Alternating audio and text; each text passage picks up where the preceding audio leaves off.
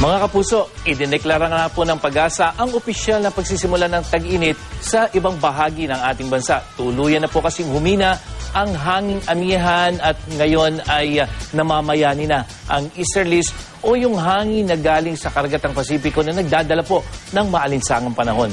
Dagdag pa ng Pag-asa, may umiiral ding ridge ng high pressure area dito po sa Luzon.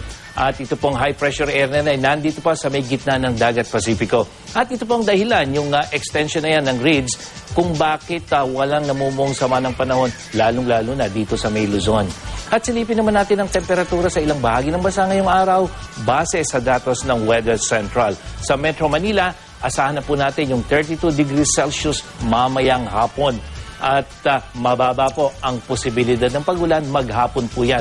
Samantalang sa summer capital naman ng Pilipinas sa Baguio, medyo may kalamigan po yung temperatura, 23 degrees Celsius sa tanghali, pero yung pong chance ng pagulan, mamayang hapon, mataas po yan 80%. At sa Cebu, asahan na rin po natin yung mainit na panahon, 28 degrees Celsius pagdating ng tanghali at wala pong posibilidad ng pag-ulan sa maghapon.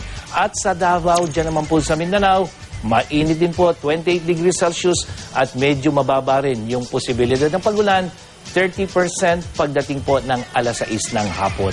At para sa iba pang impormasyon tungkol sa lagay ng panahon, bisitahin lamang ang website at Facebook page ng GMA Weather. Ako po si Nathaniel Cruz para sa I Am Ready, serbisyong totoo ng GMA News.